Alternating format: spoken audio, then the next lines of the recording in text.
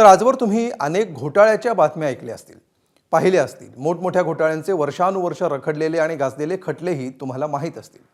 मात्र मुंबई पोलीस दलात झालेला पगार घोटाळा समजल्यानंतर सर्वसामान्यच काय स्वतः पोलीस देखील चक्रावून गेले. हा घोटाळा झाला कसा, तो कुणी केला, त्याचा भांडाफोड कसा झाला, बघूया आमचे प्रतिनिधी सचिन गाड आणि सत्यम सिंग यांचा हा स्पेशल रिपोर्ट. रामदास भोगले पोलीस निरीक्षक आहेत की हवालदार आहेत माहित नाही. सुधाकर कदमच्या खांद्यावर किती स्टार आहेत माहित नाही. भगवत भोसले, गुणाजी खावकर, महादेव हलदणकरांचं पद काय हे देखील माहित नाही. राजेंद्र सोनार, उत्तम थोरात, सूर्यकांत पाटील आणि पांडुरंग कदम या नावांचीही तीच गत. आणि आता सर्वात मोठा प्रश्न, हे सगळे पोलीस तरी आहेत की नाही हे पण कुणाला ठोस माहित नाही. मग माहिती तरी काय आहे? माहिती आहे ते म्हणजे पोलीस दलात नसताना या नावानं उकळलेला पगार. तो देखील थोडा नव्हे तर तब्बल 6.5 कोटी रुपये. मुंबई पोलीस दलातला हा पगार घोटाळा ऐकल्यानंतर तुम्हीच काय तर खरेखुरे पोलीस देखील चक्रावून गेलेत. आता तुम्हाला प्रश्न पडला असेल की प्रत्यक्षात पोलीस नसताना 9 जणांच्या खात्यात 6.5 कोटींचा पगार जमा कसा झाला? तर त्याचं झालं असं. पोलिसांच्या पगाराचा तपशील जुन्या सेवार्थ वेतन प्रणालीतून नवीन प्रणालीत ट्रान्सफर करताना ही हेराफेरी उजेडात आली. पोलिसांच्या पगारासाठी प्रादेशिक कार्यालयातील मंत्रालयीन कर्मचारी भरलेले दिवस, सुट्ट्या असा तपशील लेखा विभागाकडे पाठवतात. या प्रक्रियेतील त्रुटी लक्षात घेऊन घोटाळेबाजानं 8 ते 10 व्यक्तींची नावं पगाराच्या यादीत घुसवली. लेखापरीक्षणादरम्यान 2019 आणि 2020 मधील काही महिन्यांच्या पगारात मोठी तफावत आढळली. 9 जण पोलीस नसताना त्यांच्या नावावर पगार वळता केल्याचं समोर आलं. तत्कालीन प्रशासकीय अधिकारी, प्रमुख लिपिक, वरिष्ठ लिपिक यांच्यासह इतरांवर पोलिसांच्या पगारात घोटाळा करत कोट्यावधी रुपयांवर डल्ला मारण्याचा आरोप ठेवण्यात आला आहे. त्यांच्या विरोधात समतानगर पोलीस ठाण्यात शासनाची फसवणूक केल्याप्रकरणी गुन्हाही दाखल करण्यात आला आहे. 2019-20 म्हणजेच महाराष्ट्रात महाविकास आघाडीचं सरकार होतं. मुख्यमंत्री उद्धव ठाकरे तर गृहमंत्री अनिल देशमुख होते. या संदर्भात अनिल देशमुखांना विचारलं तेव्हा त्यांचं उत्तर हे होतं. मला अतिशय आश्चर्य वाटतं की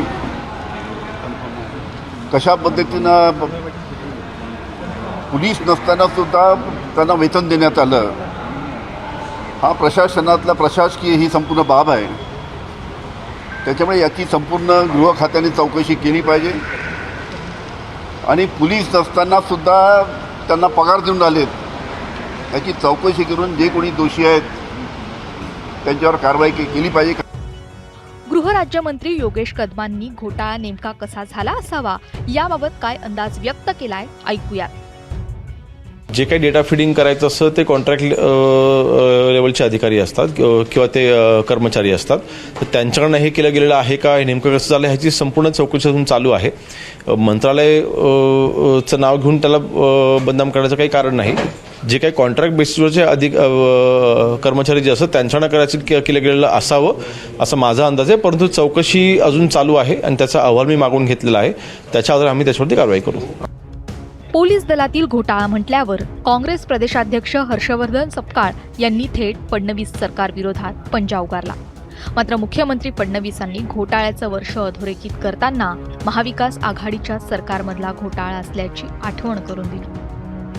पोलीस कर्मचारी नसताना पोलीस दाखवून पैसे लुटणं म्हणजे या महाराष्ट्रामध्ये आता मोगलाई सुरू झालेली आहे असं म्हटल्यास चुकीचं ठरणार नाही.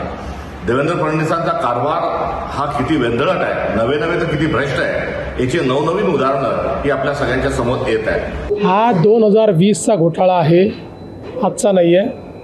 2020 सालचा घोटाळा आहे, त्याच्यावर कारवाई चाललेली आहे आणि सगळ्या ज्यांनी घोटाळा केला त्यांना त्या ठिकाणी निश्चितपणे कारवाई झालेली आहे आणि होते. पोलीस नसताना पोलिसांच्या नावानं 6.5 कोटींचा पगार लाटला. याच पद्धतीनं किती सरकारी विभागात असा पगार घोटाळा झाला असेल? किती जणांनी कुणाकुणाच्या संगनमतानं असा पगार पचवला असेल?